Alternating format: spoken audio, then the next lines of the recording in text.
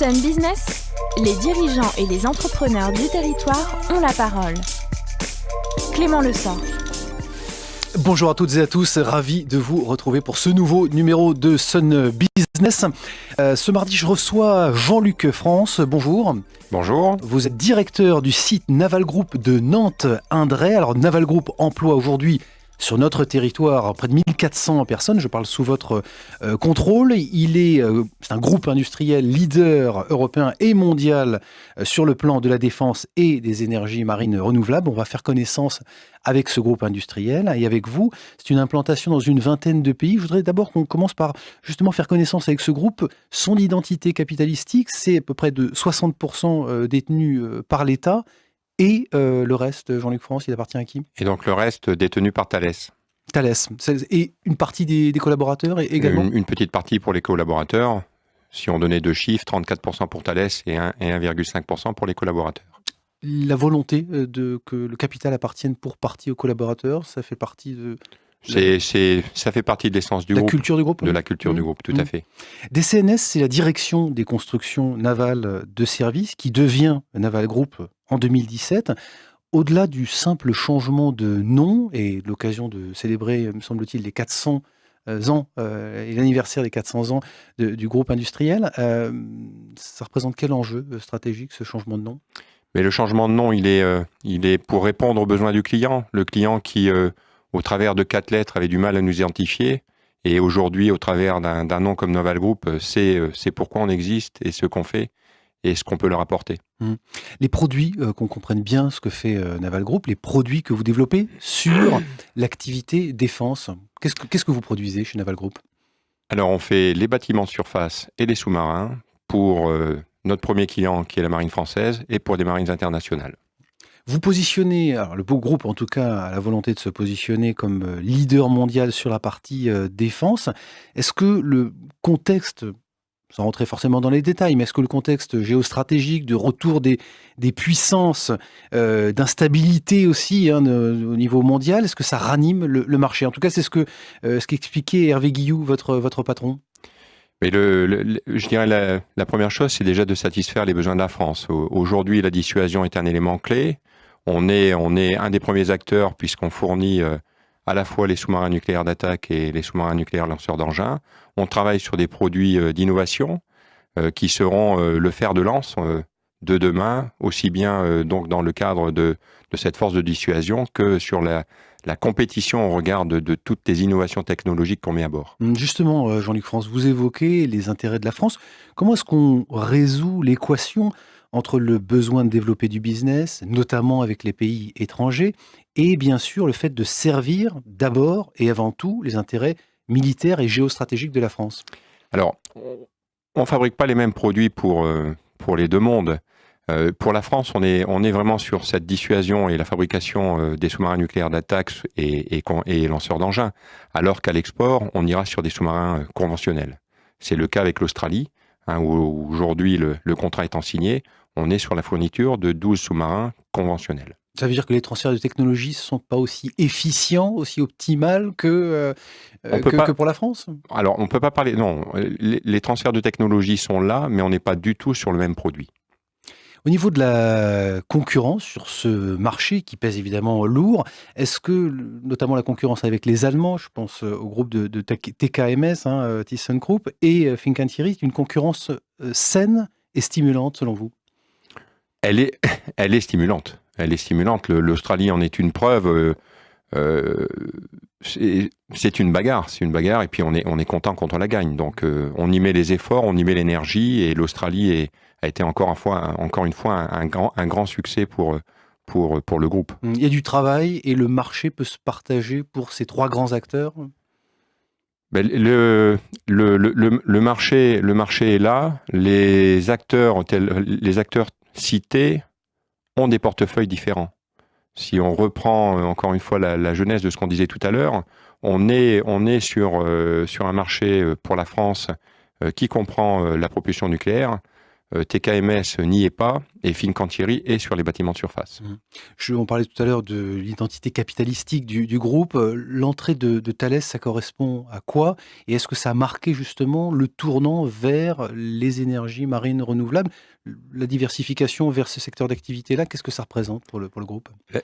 Cette diversification, elle est liée à différentes phases dans l'histoire du groupe où il y a plusieurs années, notamment pour faire la transition entre une génération de sous-marins nucléaires et une deuxième génération, on peut avoir et on a des trous d'études.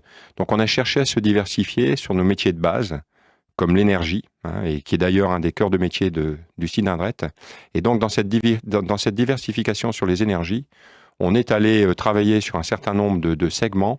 Et aujourd'hui, on s'oriente vers les technologies matures que sont notamment l'hydrolien et les énergies marines, les énergies thermiques des mers. Ça veut dire que vous êtes passé de la phase de recherche et développement à la phase d'industrialisation sur ces sujets-là? Tout à fait. Vous êtes compétitif et concurrentiel sur ces sujets précisément. C'est tout l'enjeu des 2 années à venir sur ces 2 sujets. Et ça rentre dans l'objectif de doubler votre chiffre d'affaires d'ici 2020? Oui, ça y entre. Je voudrais qu'on parle du site d'Indret, son histoire. Quand je me suis évidemment renseigné et préparé cette émission, j'ai vu finalement que c'est un site qui est clairement et résolument historique, puisque on parle d'une fonderie de canons. Le site a commencé comme ça au XVIIe siècle. Tout à fait. Tout à fait. Cette histoire démarre avec la fonderie des canons et puis ensuite va vraiment s'orienter sur les cycles de propulsion, donc par les cycles de propulsion vapeur, puis nucléaire. Bon, ça c'est votre cœur de métier. Aujourd'hui, vous concevez, vous réalisez, vous intégrez et vous testez des systèmes de propulsion pour les sous-marins et les navires de surface également? Tout à fait, pour les 2 systèmes. Bon, qu'est-ce que ça représente aujourd'hui? On parlait des opportunités de marché, mais en termes de volume de plan de charge, précisément pour votre site? Alors sur le site d'Indret, depuis 2 ans, c'est plus de 20% d'augmentation d'activité, avec une projection de l'ordre de 25% d'ici les 4 ans. Donc c'est vraiment une croissance pour le site, avec des effectifs qui croissent de façon régulière. On a fait plus de 200 recrutements l'année dernière, on en prévoit 250 cette année. Voilà, donc avec une force de frappe sur la région, notamment en utilisant les moyens d'aujourd'hui, comme le job dating par exemple. Et puis au sein du site, être capable d'intégrer l'ensemble de ces effectifs, notamment en ayant mis une structure de sachants qui puisse vraiment les accueillir de la meilleure des façons. Jean-Luc France, quel profil, pour celles et ceux qui nous écoutent, c'est notamment l'objet de cette émission, mais quel profil précisément vous recherchez aujourd'hui? De quel métier vous avez besoin? Quels sont les métiers en tension précisément sur vos activités? On est sur l'ensemble de cycle de vie du produit. Donc on fait aussi bien, comme vous disiez tout à l'heure, la conception, la réalisation. Donc on peut très bien on couvre un ensemble de métiers importants, tels que les usineurs, les chaudronniers, les contrôleurs, mais aussi le monde des ingénieurs, sur notamment l'innovation de certaines composantes de ces bâtiments.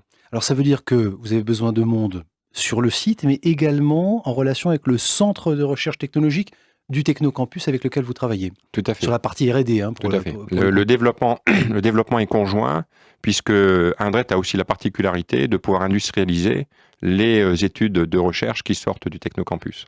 On parle de ce partenariat avec le Technocampus, que vous accompagnez bien sûr dans son développement et avec d'autres partenaires.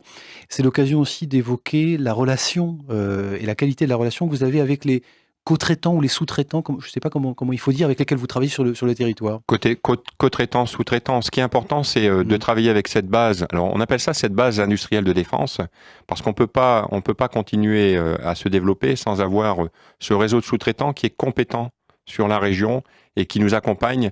Donc, au-delà de dire sous-traitant, co-traitant, je dirais partenaire. Une autre chose aussi importante, c'est que vous avez recruté, ou en tout cas fait évoluer votre comité de direction en recrutant des personnes ressources sur cette partie-là. À quoi ça correspond? Alors, on ne peut pas avoir un plan de charge qui évolue, comme on disait, de plus de 25% et pas se staffer avec une équipe qui ait un niveau d'expérience. Donc, un nouveau directeur de production, une nouvelle direction des RH. Voilà, donc l'enjeu était d'avoir une complémentarité entre les acteurs, donc certaines personnes qui ont évolué en interne, et d'aller chercher quelques compétences à l'extérieur pour avoir une équipe qui soit solidaire, collectif et résolument tourné vers l'avenir. Alors ça, c'est pour le COMEX. Juste un dernier mot quand même sur les notions de recrutement. Pourquoi est-ce qu'aujourd'hui, les métiers industriels n'arrivent plus à attirer, sur la question des recrutements qu'on évoquait, pourquoi vous n'arrivez plus à attirer les jeunes aujourd'hui sur ces métiers-là ? Alors, on ne peut pas dire qu'on les attire pas. Les exercices qu'on a fait l'année dernière, et notamment avec le job dating, ont montré qu'on attirait ces jeunes. Ce qu'il faut, c'est qu'on continue à s'ouvrir, à montrer ce qu'on est capable de faire. Ça démarre aussi peut-être à l'école, donc c'est à nous d'y aller, parce que on est sur des clichés, où parfois on va dire à un jeune... si tu ne travailles pas bien, tu iras à l'usine. Donc non, il faut vraiment inverser ça. Il y a des emplois extraordinaires, de l'innovation tous les jours, et on a besoin d'avoir ces gens-là à bord pour tenir nos objectifs de demain. Dont acte, Jean-Luc France, merci d'avoir été avec nous dans nos studios ce matin. Je rappelle que vous êtes le directeur du site d'Indre pour Naval Group. Vous pouvez retrouver bien sûr cette émission sur les players et l'application mySun, et je vous donne rendez-vous mardi prochain pour un nouveau numéro de Sun Business. Excellente journée.